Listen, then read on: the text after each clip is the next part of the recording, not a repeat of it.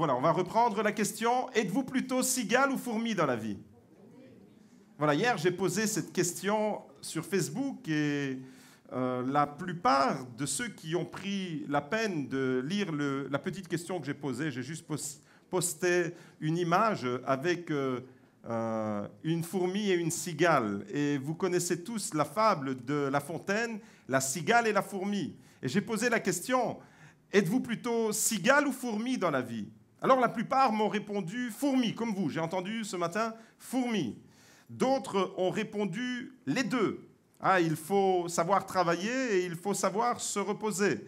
Il faut profiter de la vie, il faut être, à l'instar de la fourmi, travailleuse, mais aussi savoir lâcher prise, savoir s'abandonner. Plusieurs ont répondu dans ce sens et deux personnes ont répondu cigale. J'étais très surpris d'avoir cette réponse. Deux personnes ont répondu cigale.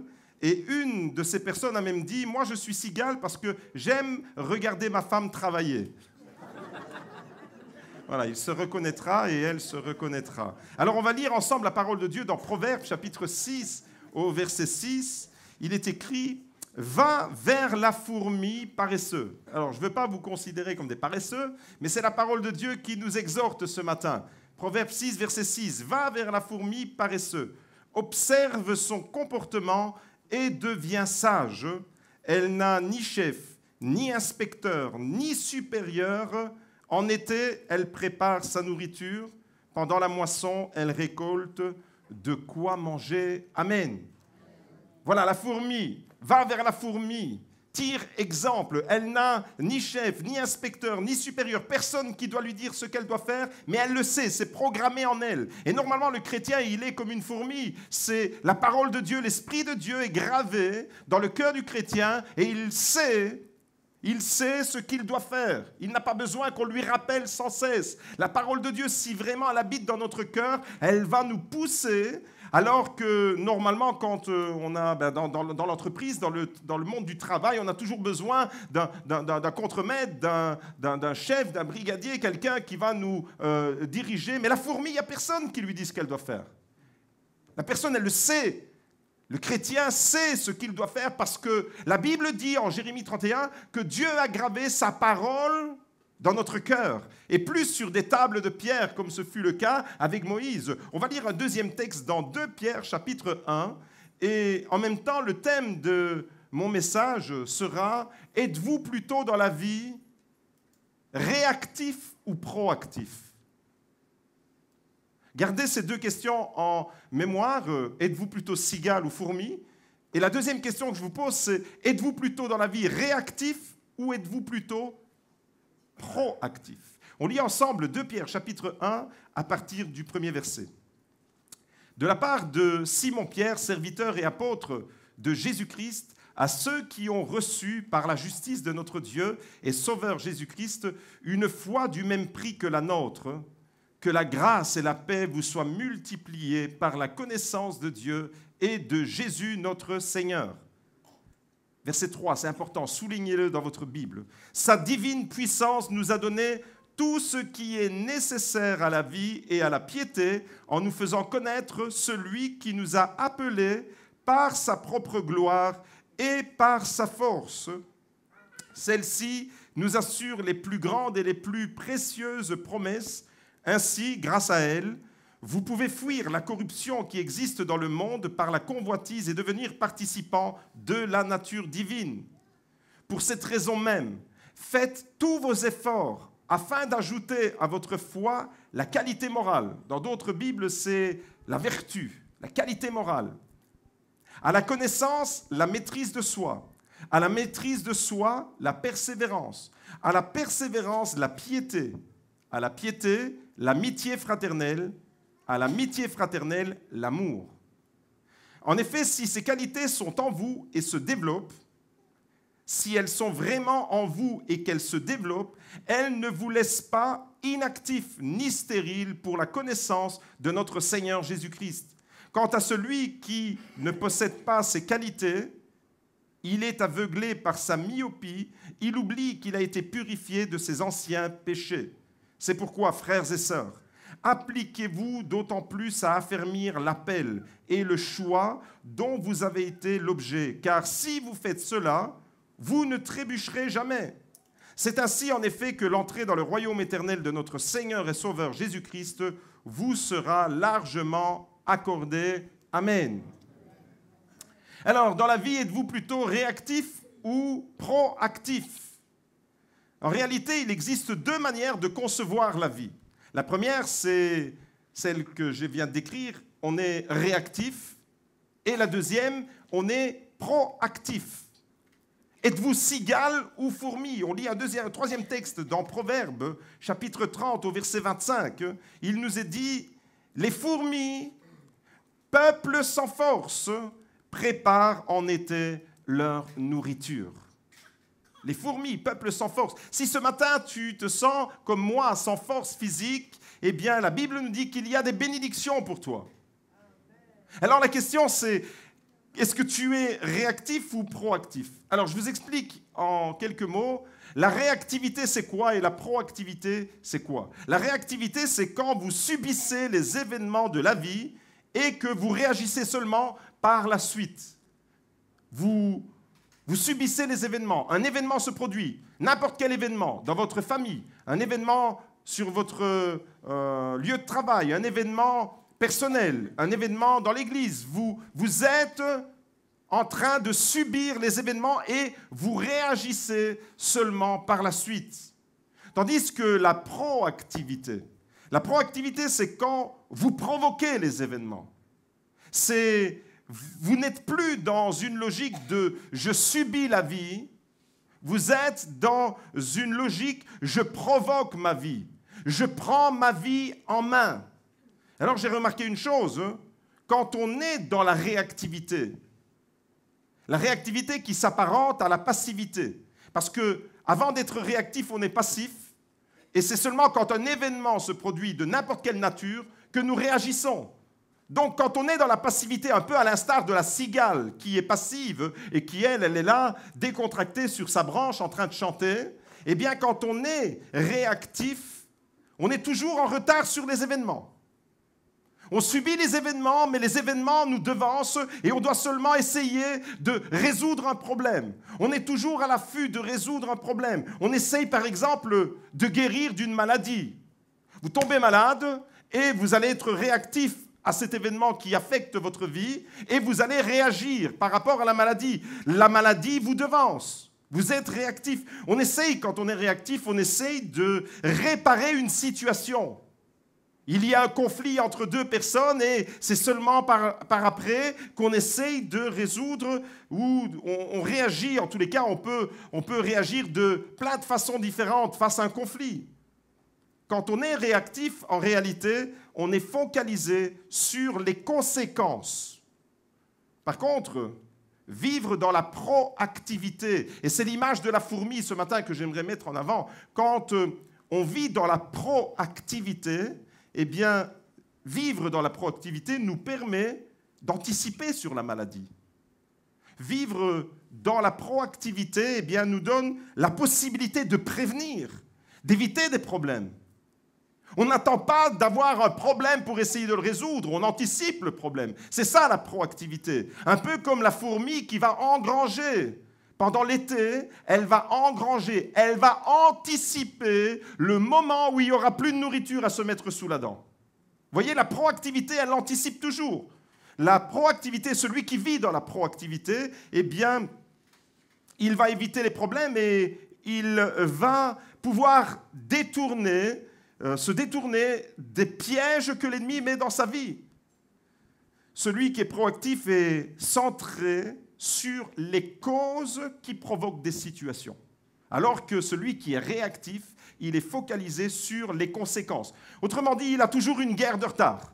Il est toujours en retard, il est passif, et puis il réagit seulement. Il se réveille, il y a un événement qui vient bouleverser ma vie, il y a une épreuve qui me touche, il y a quelque chose qui vient, et alors on réagit seulement, on essaye de réagir. Si seulement on se réveille.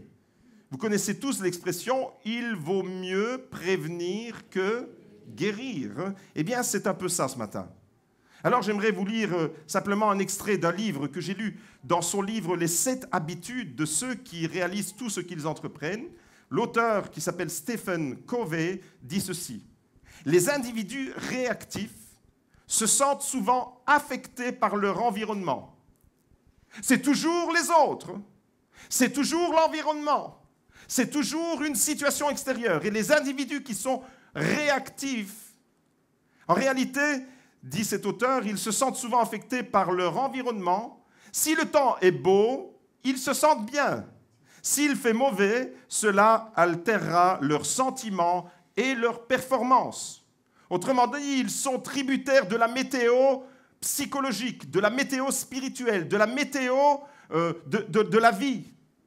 Et dans la météo, en ce moment, on vit des beaux moments, mais on sait qu'il n'y a pas que des anticyclones. On sait qu'il y a des dépressions.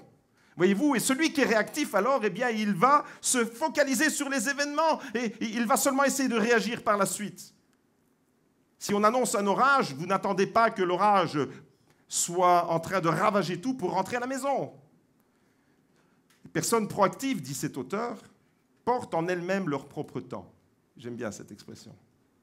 Les personnes proactives portent en elles-mêmes, à l'intérieur d'elles-mêmes, c'est gravé comme c'est gravé dans l'ADN de la fourmi, comme ça devrait être gravé dans l'ADN du chrétien, parce que Dieu a gravé sa parole dans le cœur de ses enfants. Eh bien, les personnes qui sont proactives, elles portent en elles-mêmes leur propre temps, leur propre météo, si vous voulez. Elles sont guidées par certaines valeurs. Et si l'une de ces valeurs consiste à produire un travail de qualité, peu importe qu'il pleuve ou que le soleil brille, ils vont réaliser ce qu'ils avaient décidé de faire. Comprenez que le proactif ne dépend pas alors des événements. Par exemple, au lieu d'attendre de tomber malade pour chercher un remède, le proactif se dit « Qu'est-ce que je peux faire pour être en bonne santé ?» Il travaille en amont, un peu comme la fourmi. Il n'attend pas de tomber malade, il n'attend pas que sa santé soit totalement dégradée au point qu'elle soit irrécupérable. Le proactif anticipe et il se dit « Qu'est-ce que je peux faire pour avoir une bonne santé? Qu'est-ce que je peux faire? J'anticipe. » Quand on a un problème relationnel, par exemple, bon, ça ne concerne personne ici parce qu'il n'y a personne qui a des problèmes relationnels. Quand on a un problème relationnel, au lieu d'attendre que les autres fassent le premier pas en vue du pardon ou en vue d'une réconciliation, le proactif prend les devants. Le proactif, il prend toujours les devants. Il est toujours en train d'anticiper sur les événements.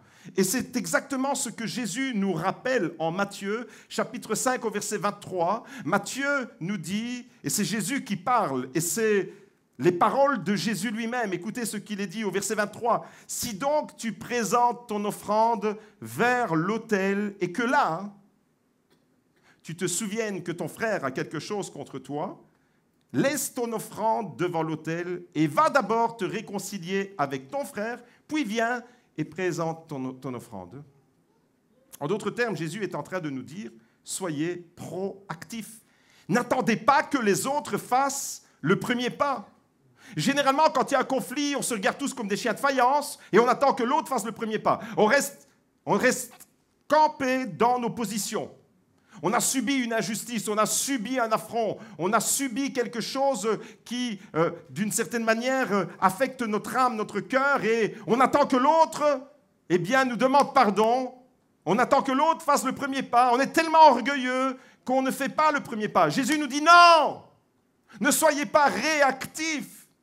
Ne soyez pas seulement en train d'attendre que l'autre fasse le premier pas, soyez proactifs. Si tu te souviens, quand tu présentes ton offrande, et présenter son offrande, ce n'est pas ce que nous apportons. Présenter son offrande dans le contexte juif de l'époque, c'était véritablement si tu es en train d'adorer Dieu, si tu es en train de le servir, si tu es en train d'apporter ta vie.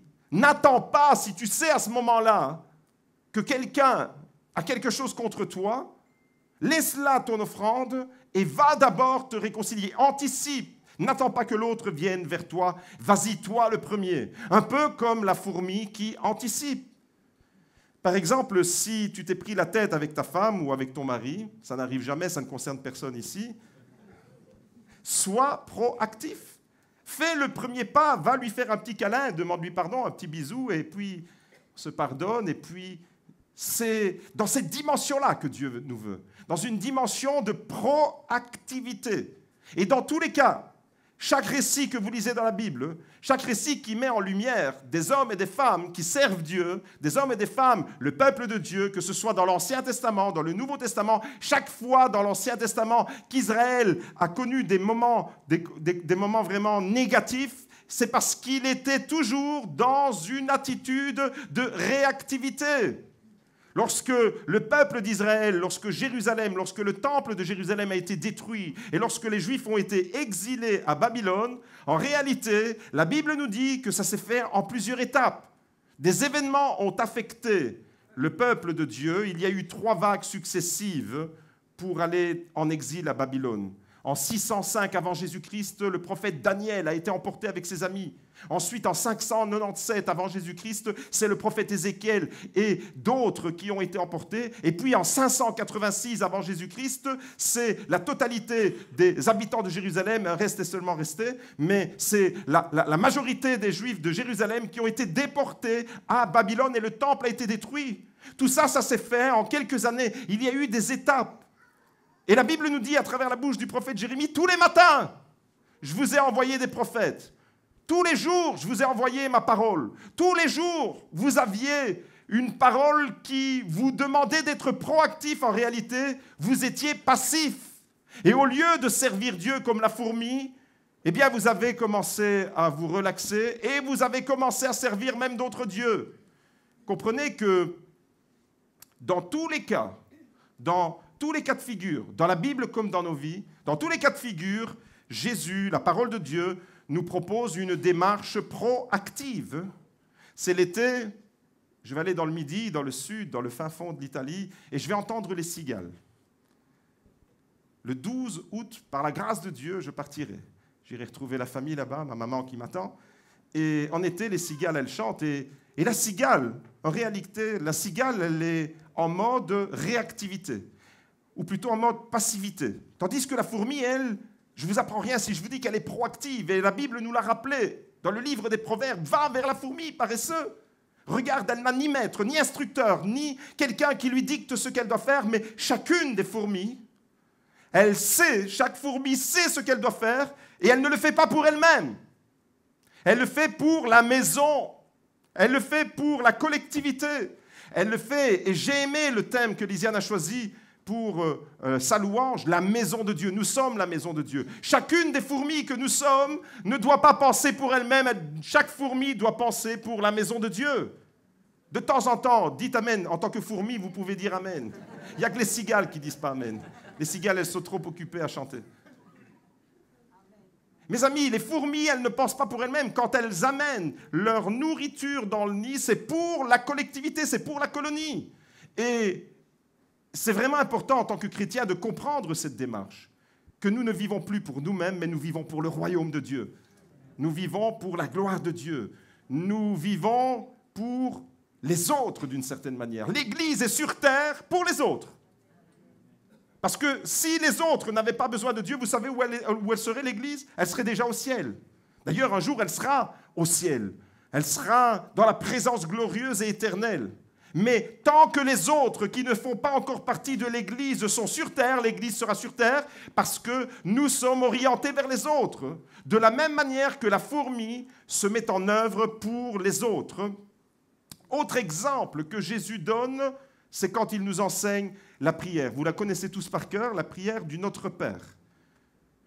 Vous connaissez cette prière dans le Sermon sur la montagne, et je ne vais pas toute la lire, la prière du Notre Père, mais j'aimerais simplement m'attarder sur le verset 13. Matthieu chapitre 6, au verset 13, il est écrit « Ne nous laisse pas entrer en tentation, mais délivre-nous du mal, car c'est à toi qu'appartiennent dans tous les siècles le règne, la puissance et la gloire. » Et c'est la première partie de ce verset qui m'intéresse. Ne nous laisse pas entrer en tentation. Autrement dit, avant le péché, il y a la tentation. Et le proactif se dit, ne me laisse pas entrer dans la tentation. Autrement dit, j'anticipe. Le proactif, il est toujours dans l'anticipation. Il n'attend pas de tomber dans le péché pour résoudre le problème. Et heureusement qu'il y a la grâce de Dieu. Heureusement que si nous tombons, la grâce de Dieu est plus grande que notre péché. Heureusement que si nous avons connu le péché et dans l'abondance, la parole de Dieu nous dit que là où le péché a abondé, la grâce de Dieu a surabondé. Heureusement qu'il y a la grâce de Dieu. Sinon, nous serions tous perdus parce que nous ne pouvons pas être sauvés par nos propres œuvres. Mais des fois, la grâce de Dieu, elle est mal comprise. Il n'y a pas longtemps, il y a une sœur qui me disait, tu vas partir en Italie? Attention, 120 km/h, pas plus. Parce que Dieu a dit qu'il enverrait ses anges pour te protéger, mais jusque 120 km/h. Et si tu fais un excès de vitesse, eh bien les anges, ils s'en vont. Alors j'ai réfléchi, comme ça je ne lui ai rien dit à la sœur pour ne pas qu'elle se sente mal, mais j'ai réfléchi, je dis, elle a une drôle de conception, cette sœur, de la grâce de Dieu. Vous imaginez, je suis en Belgique, je roule et j'ai la faveur de Dieu. Je roule à 120 km/h, je suis en Belgique. Ou plutôt, je suis en France. Prenez un cas de figure. Je suis en France, et en France, la limitation de vitesse, c'est 130 km/h. Donc, en France, les anges sont avec moi. Dès que je passe la frontière, à Quévrin, dès que je passe la frontière du côté de Maubeuge, si je reste à 130, tout d'un coup, à la frontière, les anges disparaissent. Vous imaginez la conception que certains chrétiens ils ont de la grâce de Dieu?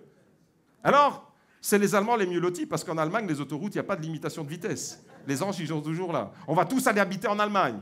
Mes amis, non! La grâce de Dieu, c'est au-delà. On comprend la grâce de Dieu encore avec nos schémas légalistes. On comprend la grâce de Dieu encore avec nos schémas. Attention! Si tu fais une entorse, oulala, la présence de Dieu va disparaître de ta vie, oulala, les anges de Dieu vont s'envoler ou tu vas être abandonné. Non, mes amis, j'aimerais vous rassurer. Heureusement que la grâce de Dieu, elle va au-delà de nos manquements, au-delà de nos incapacités, au-delà même de notre péché. Mais le proactif n'attend pas de tomber dans le péché. Le proactif, il sait qu'il y a un flash sur l'autoroute. Des fois, je me dis, je roule avec ma voiture et je suis réactif. Je ne suis pas proactif. Parce que le proactif, il sait qu'il y a, plusieurs viennent de la région de la Louvière, Charleroi, et là, du côté de Fleurus, il y a un flash. Quand je reviens de Liège, des fois, je l'oublie, ce flash. Heureusement, je suis toujours dans l'obéissance, 120 km/h. Et donc, qu'est-ce qui se passe? De temps en temps, je reçois un papier de la police qui fait plaisir à ma femme. Elle est heureuse quand on reçoit un papier qui nous dit infraction à hauteur de 10 km à telle heure, tel jour, vous avez été pris en infraction et je dois payer. Ça, c'est parce que je n'ai pas anticipé. Je n'ai pas anticipé, pourtant je savais qu'il y avait un flash là-bas. Et je n'ai pas anticipé. Vous voyez, et quand on est réactif, en réalité, on réagit seulement à ça. Vous savez quand on réagit? On réagit quand on a dépassé le flash et on commence à freiner, on ralentit. Et là, qu'est-ce qui se passe? Tout d'un coup, on était à 130 km/h. Attention, les policiers, il y en a plusieurs dans la maison. Bouchez vos oreilles. On était à 130 km/h. On était à 140 peut-être. Si vous étiez pressé, vous étiez à 145, 150 peut-être. Non, vous n'allez jamais jusque-là. Il n'y a que les pasteurs qui sont fous. Et puis, quand on est flashé, on se dit « mince !» Et là, on freine tout d'un coup. Et là, après, il n'y a plus de flash. On continue à 119 km/h. On continue à 119. On réagit seulement après. On est quand même bizarre dans notre conception, non? Dites-moi, j'ai raison ou tort? Voyez-vous, le proactif n'attend pas de tomber dans le péché. Autrement dit, le proactif n'attend pas de recevoir un PV à la maison. Il anticipe toujours. Il dit, Seigneur, et c'est ça que la prière de Jésus nous enseigne, ne nous laisse pas entrer dans la tentation. La tentation, ce n'est pas encore le péché. Mais le proactif se dit, ne me fais même pas entrer dans la tentation, parce que si tu me préserves déjà de la tentation, je serai gardé du péché. Comment est-ce qu'on peut être préservé de la tentation si tu sais que tu as un problème avec l'alcool et que tu rentres tous les jours de chez toi en passant devant un bistrot? Eh bien, sois proactif, ne passe plus devant le bistrot, parce que le bistrot va être une tentation, ce n'est pas encore le péché. Mais quand tu vas rentrer dans le bistrot et que tu vas complètement être siphonné, là, tu es dans le péché. Comprenez qu'il ne faut pas attendre d'être complètement bourré pour rentrer à la maison. Il ne faut pas faire la cigale en train de siroter un cocktail et en train de chanter au Sole Mio. Il faut être proactif. n'attends pas de tomber dans le péché, anticipe. Et c'est pour cette raison, si tu sais, c'est pour cette raison que Jésus nous dit ne nous laisse pas entrer. Vous avez remarqué que Jésus ne dit pas ne nous laisse pas tomber dans le péché. Jésus nous dit ne nous laisse pas entrer dans la tentation. Or, la tentation, ce n'est pas encore le péché. Quand vous êtes tenté par quelque chose, en réalité, eh bien, ce n'est pas encore le péché, ça. Jésus lui-même a été tenté. Pourtant, Jésus n'est jamais tombé dans le péché. La Bible dit que Jésus a été tenté dans le désert, mais il n'a jamais commis la moindre faute. Comprenez que nous sommes tous, autant que nous sommes, tentés. Et la Bible nous dit, garde-nous de la tentation. Autrement dit, Seigneur, fais de moi une fourmi qui anticipe les problèmes que je vais rencontrer par la suite. Parce qu'il y a toujours une répercussion et une conséquence dommageable quand vous avez dépassé la limitation de vitesse. Si vous passez devant un flash, attendez-vous à avoir une petite lettre de la justice qui vous dit « Coucou, j'ai pensé à toi, je te fais un petit câlin aujourd'hui et tu m'envoies 50 balles. » Non, n'attendez pas de tomber dans le péché, mes amis. N'attendez pas de tomber dans le péché pour ensuite demander pardon à Dieu.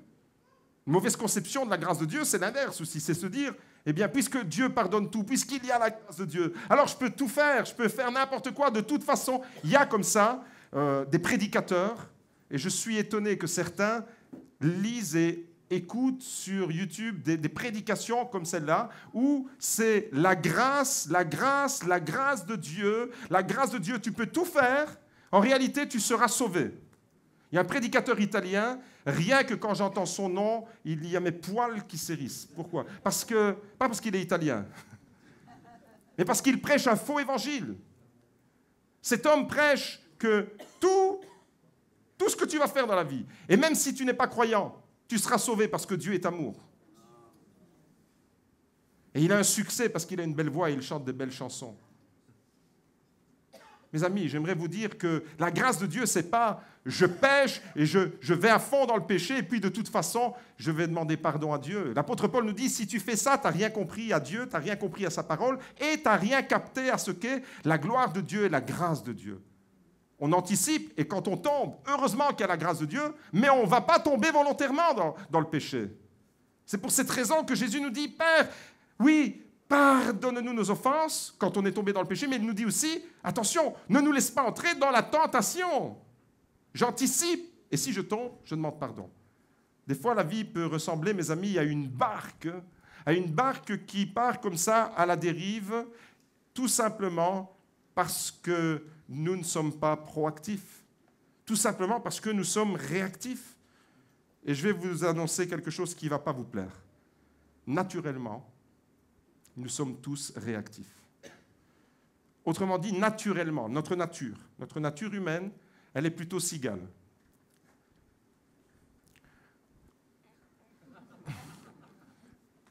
Notre nature humaine, elle est plutôt cigale.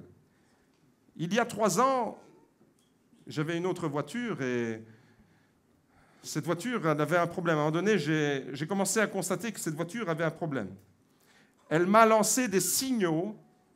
Tous les jours, quand j'entrais dans ma voiture pour démarrer, elle me disait « il y a un problème ». Mais moi, j'étais réactif. Je n'ai pas pris en considération ce que ma voiture me disait.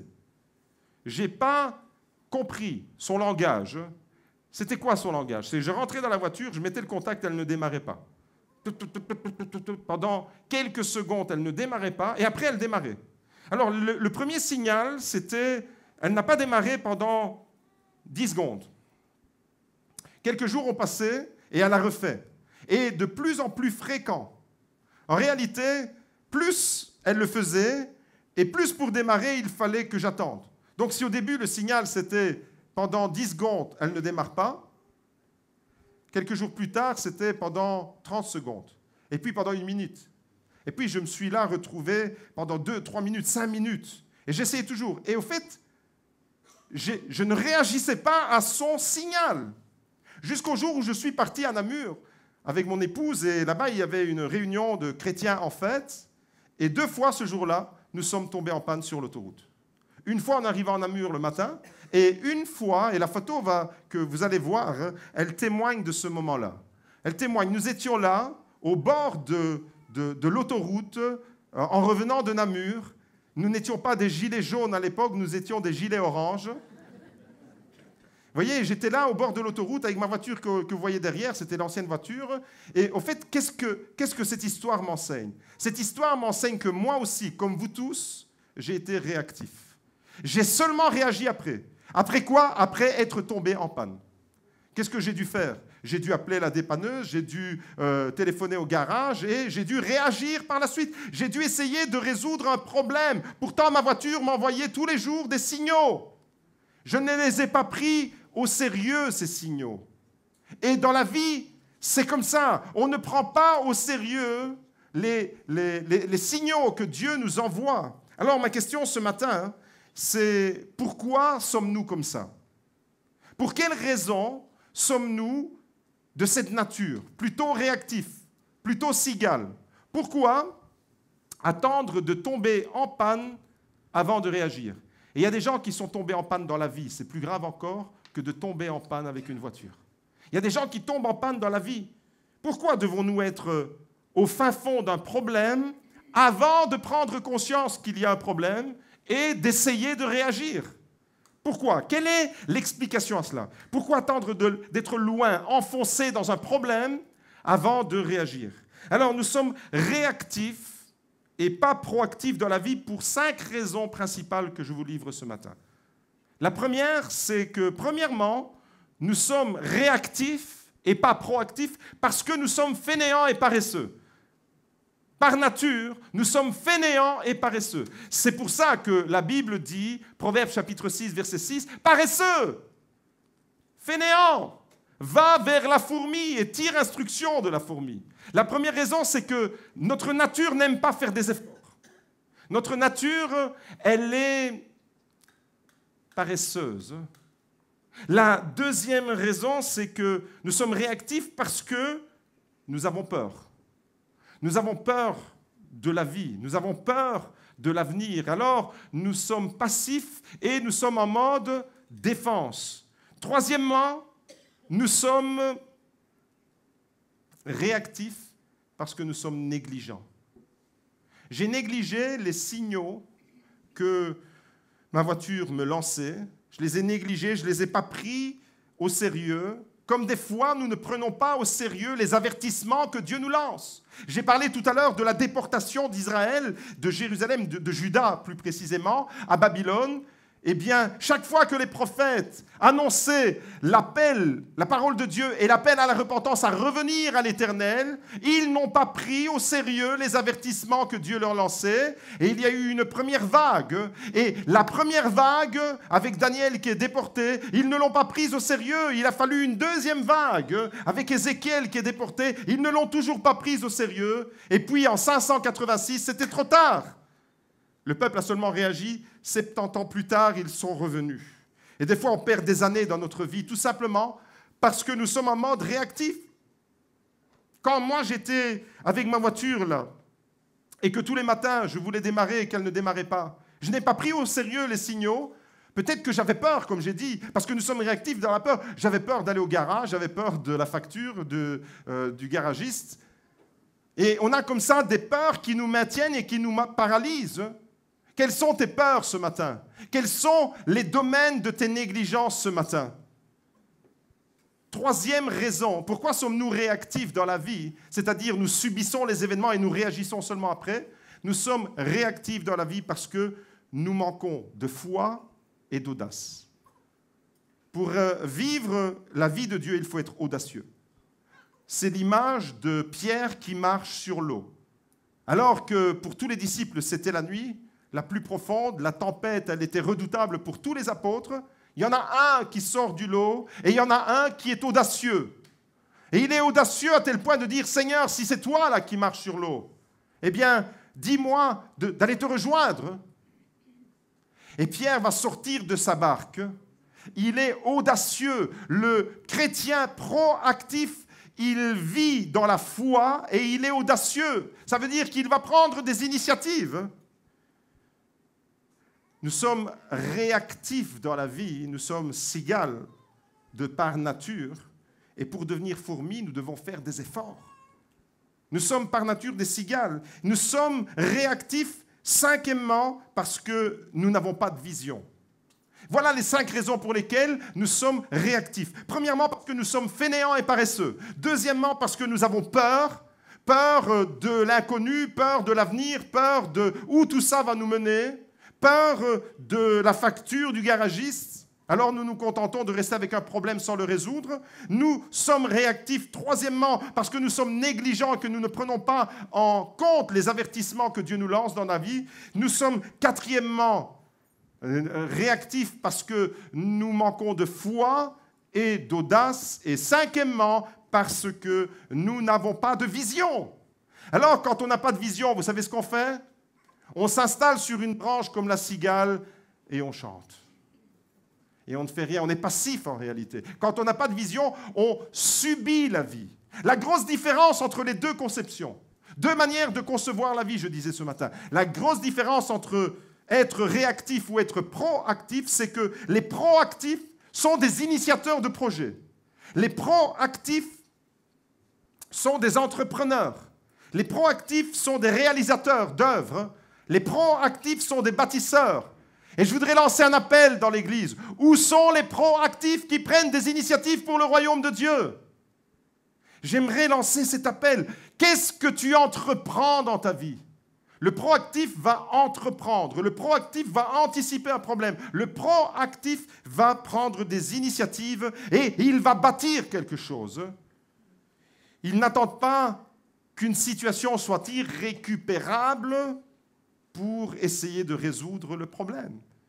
Il n'attend pas de recevoir le PV à la maison avant de ralentir quand il y a un flash quelque part. Il anticipe. En réalité, les proactifs prennent des initiatives et prennent les choses en main. Ils prennent leur vie en main. Il n'y a qu'une catégorie de personnes qui prend la vie en main, ce sont les proactifs.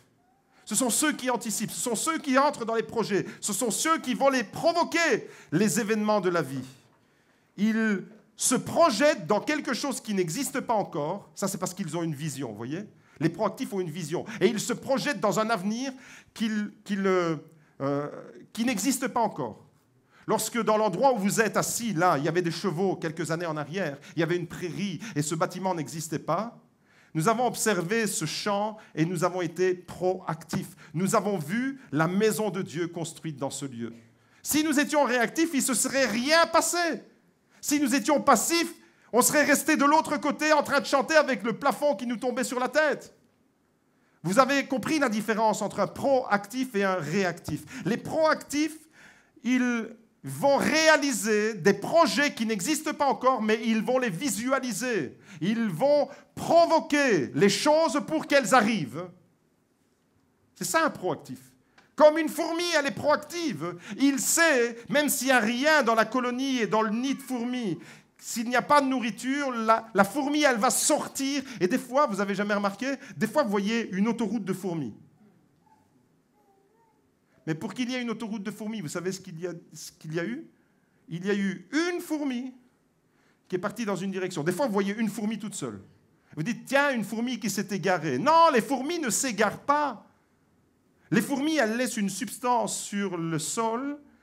C'est une odeur que nous ne percevons pas, mais que les autres fourmis perçoivent et qu'elles se souviennent. Et elles savent toujours retrouver leur nid. Et en réalité, nous, on voit une fourmi toute seule et on se dit, tiens, elle est perdue. Elle vagabonde dans la vie.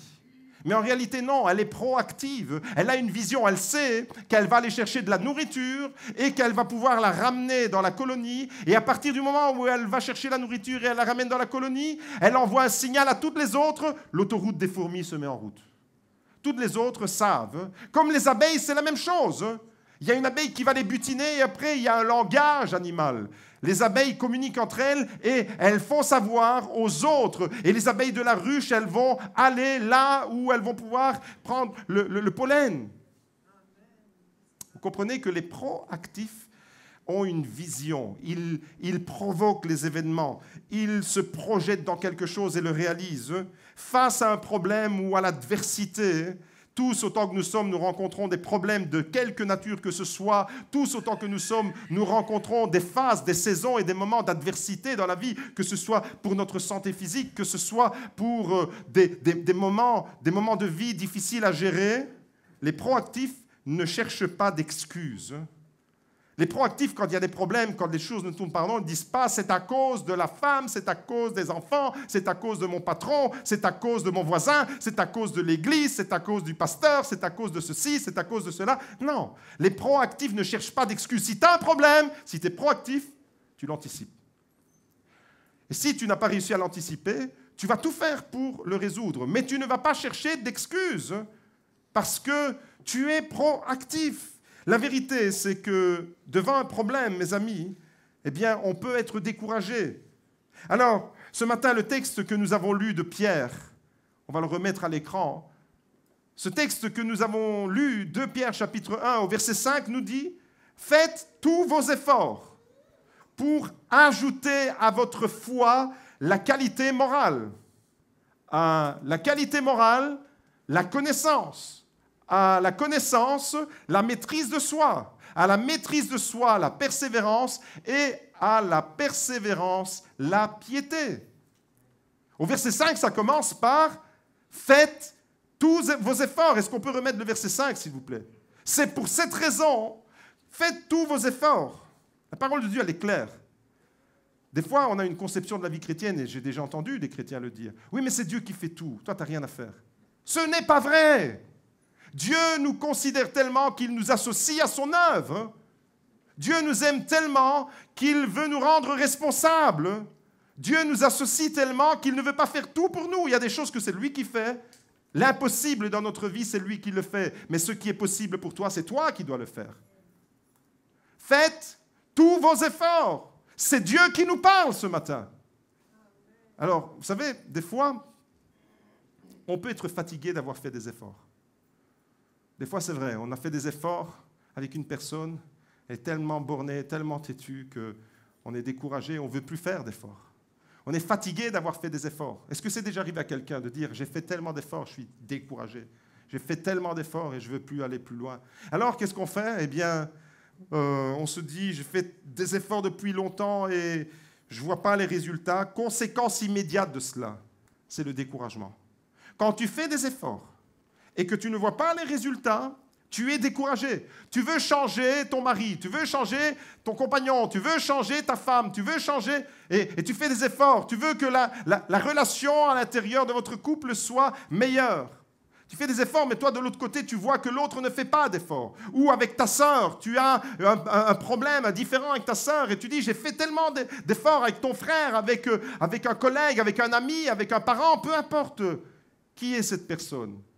Tu as fait des efforts, tu n'as pas vu les résultats que tu espérais et donc tu es découragé. Et la conséquence de faire des efforts et ne pas voir les résultats de ces efforts, la conséquence, c'est le découragement qui pénètre le cœur parce que quand on ne voit pas des résultats, on est découragé et quand on est découragé, on a tendance à renoncer. Et alors là, on se dit, vous savez quoi? Je vais rentrer dans ma saison de cigale. Je ne fais plus d'efforts. La vérité, c'est qu'on se décourage et on se fatigue quand on fait des efforts à partir de nous-mêmes. On est découragé quand on fait des efforts à partir de nos propres forces, à partir de notre intelligence. Quand on se fie sur qui nous sommes et qu'on fait des efforts à partir de ce que nous sommes, nous, en tant qu'individus, alors, quand on ne voit pas de résultats, on est découragé. Mais ce n'est pas ce que la parole de Dieu déclare. La parole de Dieu ne nous dit pas « Faites tous vos efforts en comptant et en vous appuyant sur vos capacités, votre intelligence, votre savoir-faire, votre tact. » La parole de Dieu ne dit pas ça. La parole de Dieu nous dit, lisez attentivement le verset 3, 2 Pierre, chapitre 1, verset 3. Il nous est dit « Sa divine puissance nous a donné tout. » Dites avec moi, tout. Quoi? Sa divine puissance nous a donné tout ce qui est nécessaire à la vie et à la piété en nous faisant connaître celui qui nous a appelés par sa propre gloire et par sa force à lui. Alléluia. J'ai plus de force en ce moment. Je suis fatigué, je vais me rasseoir comme la cigale, je vais me mettre sur ma branche. Mes amis, ce n'est pas à partir de ta force que tu vas faire des efforts, c'est à ce moment-là qu'on connaît les épuisements. C'est à ce moment-là qu'on connaît le burn-out. C'est à ce moment-là qu'on est complètement dépassé par les événements.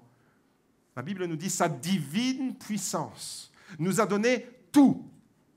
Si tu veux savoir, tu as besoin de quoi? Tu as tout reçu de Dieu. Tout ce qui est nécessaire à la vie. Tu entends? Méditez sur cette phrase. Tout au long de cet après-midi, méditez sur cette phrase. Tout au long de cette semaine, méditez sur cette phrase. Retournez-la, ruminez-la. C'est ça le sens de méditer la parole de Dieu. C'est le sens de ruminer, comme les herbivores qui mangent, et puis la nourriture, elle revient et ils la ruminent encore. La nourriture, vous la recevez ce matin, mais ruminez cette parole tout au long de cette semaine. Méditez-la dans votre vie concrète. Réaliser sa divine puissance nous a donné tout. Le verset 3, est-ce qu'on peut le faire apparaître, s'il vous plaît, à l'écran? Sa divine puissance nous a donné tout ce qui est nécessaire à la vie et à la piété, en nous faisant connaître celui qui nous a appelés par sa propre gloire et par sa force à lui, pas à la mienne. Celle-ci nous assure les plus grandes et les plus précieuses promesses, ainsi grâce à elle, c'est-à-dire grâce aux promesses. Vous avez vu comment elles sont, les promesses? Elles sont grandes et précieuses. Non, ce n'est pas ce que le texte dit. Les promesses ne sont pas grandes et précieuses. Elles sont les plus grandes et les plus précieuses. Ce que Dieu nous a donné est vraiment au-delà de nos besoins. Il nous a comblés, il nous a tout donné. Par les promesses de Dieu, celles-ci nous assurent les plus grandes et les plus précieuses promesses. Ainsi, grâce à elles, vous pouvez fuir la corruption. Vous pouvez anticiper, autrement dit. Vous pouvez vivre dans la proactivité. Vous pouvez vous transformer en fourmi. Vous pouvez fuir la corruption qui existe dans le monde par la convoitise et devenir participant de la nature divine. Waouh! Participant de la nature divine. C'est ce que nous sommes destinés à être. Pour cette raison même. Regardez, pour cette raison même, le verset 5. Faites tous vos efforts afin d'ajouter à votre foi la qualité morale. Quand la Bible nous dit de faire nos efforts, c'est parce qu'au préalable, dans les versets qui précèdent, elle nous dit tout ce que Dieu nous a déjà donné. Pierre nous dit que c'est à partir de ce que Dieu nous a donné, à partir de ses promesses, que nous pouvons faire et fournir nos efforts sans nous lasser et sans nous fatiguer. Tu te décourages dans la vie, mon frère, ma sœur, quand tu ne reconnais pas ou quand tu ne connais pas les ressources que Dieu a déjà mis en toi. Et j'aimerais vous dire, si vous êtes chrétien, si vous êtes enfant de Dieu, si vous avez reçu le Saint-Esprit, si vous vivez en communion avec le Saint-Esprit, vous avez tout reçu. Tout ce qui est nécessaire, vous l'avez reçu. Pour la vie, pour résoudre les problèmes. Vous avez reçu, en fait, avec Dieu, c'est vraiment le package complet. Vous recevez tout. Après, c'est à vous d'aller puiser dans cette richesse. Et c'est à partir de cette richesse, à partir des promesses, que tu peux aller puiser ta force pour ne pas te décourager. Tu es découragé quand tu ignores les ressources qui sont en toi. Tu es riche et tu vis comme un pauvre. Tu es destiné à vivre dans la gloire et tu vis dans la misère. Mon frère, ma sœur, les capacités qui te viennent de lui, si tu ne les prends pas en compte, tu ne sauras pas que tu es déjà béni de toutes les bénédictions. Il t'a déjà béni. Tu as tout reçu en Jésus, tout, la totalité. 2 Pierre, chapitre 1, verset 3, nous donne 3 clés. J'aimerais terminer ce message. Pendant l'été, alors que les fourmis sortent et que les cigales se mettent à chanter, j'aimerais vous laisser 3 clés ce matin pour entrer dans une vie proactive. Combien de personnes voudraient dire, Seigneur, je veux sortir de ma passivité, je veux sortir de ma réactivité et je veux entrer, comme ta parole m'invite à le faire ce matin, je veux entrer dans une vie proactive. Combien de personnes voudraient dire, Seigneur, fais de moi une fourmi. Fais de moi une fourmi qui sort de cette léthargie. 3 clés pour être productif et pour être proactif. Comment être proactif? Premièrement, la puissance de Dieu. Regardez le verset 3. sa divine puissance. Dites avec moi, sa divine puissance. Prenez-le personnellement pour vous. M'a donné. Là, c'est nous a donné, mais m'a donné tout ce qui est nécessaire à la vie. La première clé, c'est la puissance de Dieu. Tu ne t'appuies pas sur tes capacités pour entrer dans une vie proactive et sortir du découragement. Tu as fait des efforts. Tu n'as pas vu le résultat de tes efforts, tu es découragé. Pour sortir de ce schéma, continue à faire des efforts. Tu es indifférent avec ton frère, Jésus te dit, continue à faire des efforts. Laisse là ton offrande et va te réconcilier avec ton frère. Sois proactif. N'attends pas de tomber dans le péché. La première clé, c'est vraiment de s'appuyer sur la puissance de Dieu. La puissance de Dieu, des fois, pour certains chrétiens, c'est un concept abstrait. On sait que Dieu est puissant, il est au ciel, il peut faire tout ce qu'il veut. Il a créé le ciel, la terre, les galaxies, waouh, il y a des miracles dans la Bible. Mais n'arrivent jamais à intégrer ce concept, cette notion de puissance dans leur propre vie. Ce matin, Dieu te dit, si tu veux être proactif et si tu veux déjouer les pièges du découragement, appuie-toi sur ma puissance. Ma puissance t'a tout donné, tout ce qui est nécessaire à ta vie et à ta piété. La deuxième clé qu'on trouve dans ce texte, c'est les promesses de Dieu. Qu'est-ce que j'aime, les promesses de Dieu? La puissance de Dieu, c'est la capacité de Dieu. Et puis les promesses de Dieu. Ce que la Bible nous dit. Regardez ce qu'il est écrit au verset 4. Celle-ci nous assure les plus grandes et les plus précieuses promesses. Qu'est-ce que c'est beau de vivre sa vie à partir des promesses de Dieu. Qu'est-ce que c'est beau de vivre sa vie en s'appuyant sur la puissance de Dieu. Mon frère, ma sœur, est-ce que tu connais les promesses que Dieu t'a faites? Est-ce que tu sais les promesses qu'il y a pour les chrétiens en général, mais pour toi, personnellement, individuellement, Dieu te fait des promesses. Est-ce que tu les connais? Est-ce que tu vis à partir de ces promesses? La troisième clé que j'aimerais vous laisser, alors c'est la conséquence des deux premières. Pour être proactif, la Bible nous dit qu'il faut faire des efforts. Et non, Dieu ne fera pas tout à notre place. La Bible nous dit de faire nos efforts en nous appuyant sur la puissance de Dieu et en nous appuyant sur les promesses de Dieu. Et c'est la troisième clé. Nous devons faire tous nos efforts. Au verset 5, c'est pour cette raison. D'abord, Pierre parle au verset 3 de la puissance de Dieu. Au verset 4, il parle des promesses de Dieu. Et en t'appuyant sur la puissance et sur les promesses, vient le verset 5. Alléluia. Maintenant, je peux faire des efforts. Pas à partir de moi-même, pas à partir de mes capacités, pas à partir de mon intelligence, pas à partir de ma force, parce que ma force, elle est comme une buée. Aujourd'hui, je suis au bout du rouleau.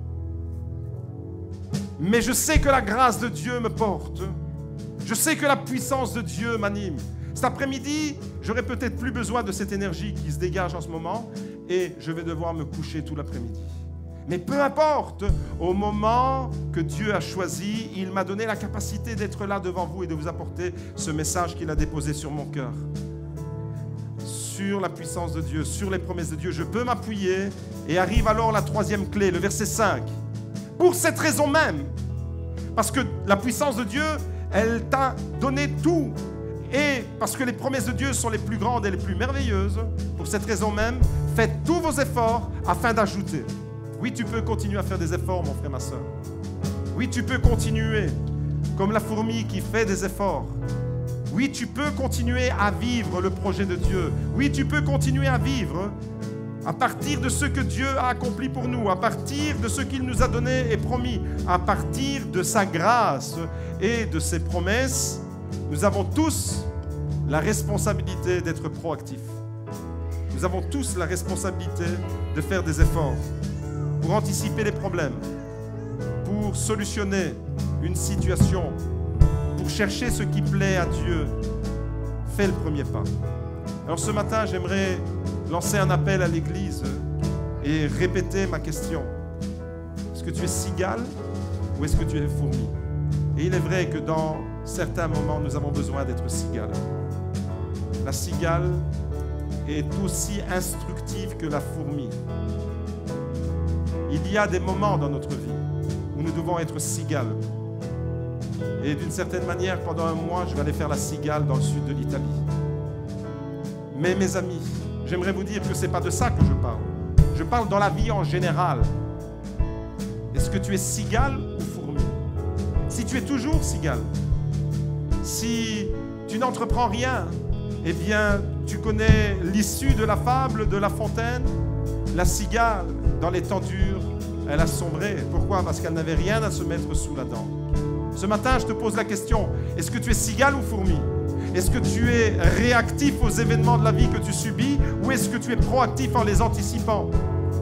Combien de personnes voudraient dire, alors Seigneur, à l'instar de la fourmi ce matin, je veux être proactif pour toi, pour ton royaume. Je veux m'investir pour la colonie. La colonie, c'est nous.